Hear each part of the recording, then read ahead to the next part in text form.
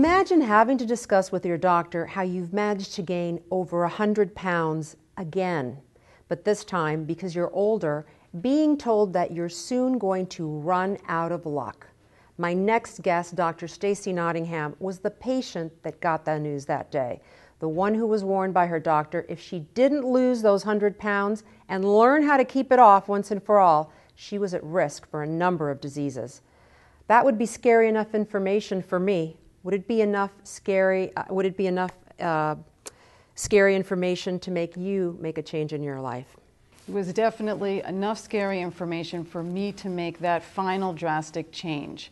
I've been dieting since the age of 11. So for me to gain weight and lose weight and struggle with that particular premise in my life was nothing abnormal or nothing unusual. I was lucky that I had a very wonderful doctor who was very understanding, never made me feel uncomfortable. But this time our session was very different. And he finally said to me, you know what, Stace, you're in your 30s. We really need to try to get a handle on this because we are going to run out of luck. What did you do? I decided to not go for the goal. I was always picking a program to get to the goal as soon as possible and never worrying about maintenance. So this time I was going to pick a program that I could stay on for the rest of my life, where I could stay thin and healthy and really try to keep everything in control. So then there's the Dr. Stacey, who's intelligent and smart, and then there's the dieter Stacey, who is very real and practical and just like everybody else. So I decided to become a vegetarian on the premise that I didn't know any fat vegetarians, and the people who were in the health food stores were thin. I was the fattest person in the health food stores, and they seemed to be pretty active and doing outdoorsy things. No, a lot of people have turned to strict vegetarian or even vegan diets these days. Exactly. So I figured this is going to be a good plan for me for the rest of my life. How'd it go? Well, I did become a vegetarian, except I was more a carbitarian than a vegetarian. And what's a carbitarian? A carbitarian is an overeater's version of being a vegetarian. I'm sure a lot of women at home are relating to that. So I guess there weren't very many vegetables in that vegetarian diet. No. I was 100 pounds overweight, so vegetables were not on the top of my food list. However, I was making the transition from, the white flour from the white potatoes to the yams. I was eating my multi-grain breads. I was doing everything that I was supposed to do. So some good habits stuck. They did. They really, really did. And I was feeling bloated, and I decided I'm not going to weigh myself because it wasn't about getting to the end goal. I just wanted to incorporate all of these healthy, good carbs into my life. And I knew that the end result was going to be great. So about 4 months later, I figured I'm bloated a little too long. It can't be all the fiber. And I actually got on the scale, and I was over 30 pounds heavier. Wow. You became a vegetarian and gained 30 pounds. Right. That's incredible. You must have been very frustrated and disappointed. I was frustrated, I was disappointed, but most of all I was panicked. I was panicked and really confused. I wasn't scared about the stats. I wasn't afraid that I was going to get sick because 3 months earlier, remember, all my tests came out okay. Right. Now, did those numbers really scare you and motivate you? Is that what did it? Not so much the numbers, but size really made a big difference for me. Size mattered. I was already over 100 pounds overweight. I was now about to hit a new all-time high. And anyone out there who has a weight issue can understand and relate. Those numbers become very scary. And as I can attest to, sometimes it's in our own darkest hour comes that, magical light bulb moment that can change our lives. Is that what happened to you? Yeah, it was absolutely my darkest weight gaining hour. And also life-changing. I had to really sit down and figure out, why was I doing all of the right things, eating all these healthy carbs that were very expensive? I didn't even know the names: quinoa, pimento, kale, tempeh. They didn't taste good to me, so I really couldn't understand why I was gaining weight on foods that I didn't even like. So I really needed to sit down and figure out what was the cause. And the cause really came down to I was eating carbs on top of carbs on top of carbs, and I had eliminated the protein in my diet. So it was all these good carbs were making me fat at lightning speed. I'd never gained weight this fast. Well, any lifetime dieter can tell you carbs get converted to sugar no matter what kind of carb they are. And if you don't burn them off, they get stored as fat, which obviously happened to you. Here you'd put in all this effort, you know, turning, to a vegetarian, which is very difficult for a lot of people.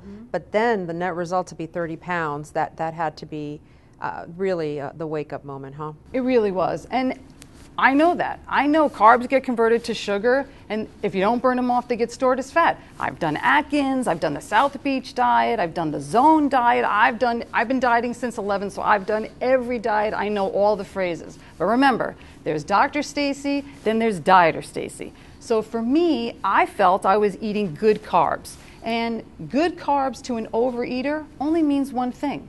They don't make you fat. Otherwise, why call them good? What's good about them? They don't taste as good, so at least let me eat the foods that I enjoy that would make me fat. Right, interesting. And you know, and carbs, they feel satisfying at the moment, but they seem like they're gone in a flash. So the real issue for you was what was happening to your food after you ate it, specifically what was happening, after you ate all those healthy carbs. So how did you direct your plan? Okay, so this is what I came up with, and this is what I realized, and this is what's happening to so many people out there who are suffering like me, who are eating healthy and eating well, but your numbers are not changing. Our bodies are strong, and our bodies want us to be well. So when I go into my doctor's office in the morning and I drew blood, my glucose was normal. So my nighttime repair worked. My body was putting me back into homeostasis while I was sleeping. So all the damage that I was doing during the day, my body said, okay, I'm going to fix it, I'm going to turn it around, and we'll make you normal in the morning. So my blood numbers really weren't accurate. It really was when I was eating the carbs that were converting to sugar, and the pancreas was releasing insulin. It was the insulin and insulin's job, which is the director of sugar. It was these post-sugar spikes that were really causing me to gain this weight at record speed. No, I mean, and it just plays a mind game with you as well. So you mean you directed it? You mean you directed to your hips as being the energy, and this is where the road divides? This is where the road divides, and we have 3 different choices. Road number 1: carbs get converted to sugar. Here's your sugar. Insulin then comes in, latches onto the sugar, and choice number 1 is it takes the sugar and burns it off. It uses it for energy. I was almost 150 pounds overweight. I'm not going down road number 1, so I can forget about that one. Road number 2, carbs get converted to sugar, insulin comes in, latches onto the sugar. This is really interesting. Now, since I'm not burning it off, and my body does not want me to become a diabetic, it takes that sugar and actually converts it on purpose to fat and stores it as fat on my body, which is making me fatter and fatter and fatter at record speed. A lot of women are listening to their own story right there. Exactly, because it wants to keep the sugar down. The third road, same premise, carbs get converted to sugar, insulin comes in, and here's the third choice. Okay? It's that insulin actually, if we overeat in carbs, the pancreas gets a little nervous and sends out extra insulin. So we go from normal sugar down to low sugar. And low sugar does 2 things. First, it makes you hungry for more sugar. So what do? You eat more carbs, you eat more sugar. The other thing, more calories, which gets converted to fat and stored as fat. The other thing it does is it triggers the liver to release sugar to get your sugar levels back up. So not only are you eating it, the liver is increasing sugar. So now you're really gaining weight at record speed. It seems so simple. I love it. So what's next? Okay.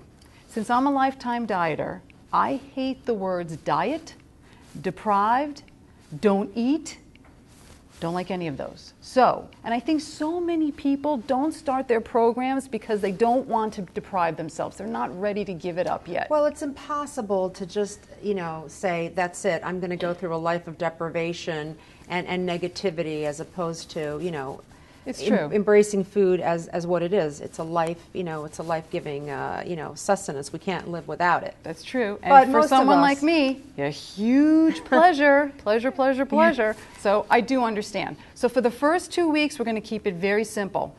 You can eat whatever you want. So whatever you have been eating, I want you to continue to eat for the next 2 weeks. That sounds good, right? Yeah. But there's 3 rules. You have to eat 5 meals a day. Breakfast, lunch, dinner, and 2 snacks. Most of us who are overeaters, we eat 1 meal a day for 5 hours, which is evening till 7 to midnight. There you go, okay? So you have to eat 5 meals a day. And as I said, whatever you want. If you want to eat ice cream sundae for breakfast, do it. But I want you to eat 5 meals a day. It makes things very different. Right now, a bunch of people are signing up. Yeah, right. Second rule, we're going to add 3 servings of vegetables and 2 servings of fruit.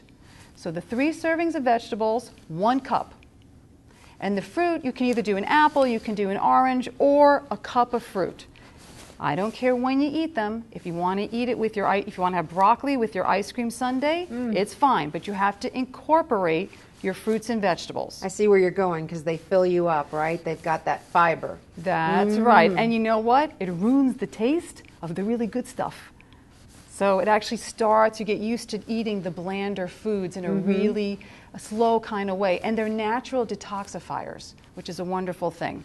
Here's the third. The third rule, we want to incorporate some supplements. It's very important to start to halt that post-sugar spike. What's happening after we eat that high-carb meal where the sugar's going high, the insulin's coming out and converting our excess sugar to fat.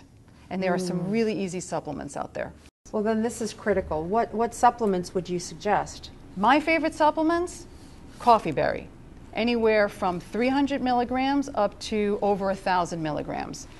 Most people have heard of chromium, cinnamon, arlipoic acid. I don't like to put all my eggs in one basket.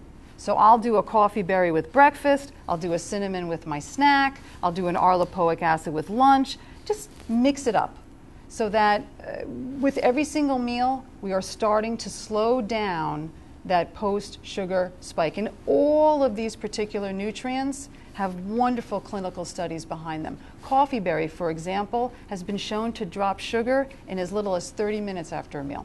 So what happens at week 3, right? It's time to pay the piper? Well, we've already started the process. What's amazing about the body is that you can make a change in as short as 24 hours. So you're already on the process of changing into a fat-burning state, a healthier you. So we're going to keep certain things the same. 5 meals a day, we're going to keep the 3 fruits, we're going to keep the 2 vegetables, and we're going to keep the supplements to help control the sugar. Here are the things we're going to add. 4 ounces of protein with every single meal. That's very important so that you feel full. It also helps to stabilize sugar. And here's the key. Remember, 1 gram of carb, 1 gram of sugar. You are going to consume no more than 9 grams of carbs per meal. So if you can't read the label, you can't eat it. Gotcha. So, but even vegetables have carbs. Some, a little bit. They do. Absolutely. But you can eat an awful lot of vegetables in order to hit your 9 grams of carbs. Very good. And the protein that you're having, does it matter what we're having? Nope. You can have chicken, you can have fish, you can have meat, but you need to know what your carb count is. And I promise you, you'll be really surprised. The carb count is very low. Cheese, low in carbohydrates. Eggs, low in carbohydrates. Nuts, low in carbohydrates. Peanut butter is low in carbohydrates. Just take a spoonful of peanut butter. Just know that you can't have more than 9 carbs at one time. The body can handle 5 carbs, under the radar, no insulin response. And then everyone can handle an additional 4 carbs. Fascinating. So really, it's going to be the supplements that are going to keep us level, so that we're not going for the potato chips and the French fries and the ice cream because the cravings are reduced. Is it that simple? The cravings are reduced. It doesn't mean you don't want them. I still want them every single day. I can't seem to get that out of my head. However, being thinner is more pleasant than being heavier. And if you have a plan, it just makes it more simple. And your body wants to be thin, and your body wants to be healthy. So if you just give it the right tools to do so, it'll do it every time. That is fantastic. Well, it sounds like a great start. It obviously worked for you. And, we'll certainly turn to Life Extension, the website, lef.org, to get more information on these supplements you've recommended. Thank you so much. Oh, thank you so much for having me. If I can do it, anyone can do it. And here's my before and after picture. Right, a picture tells 1,000 words, that's for sure. Well, congratulations, and thank you again for being with us. Thank you.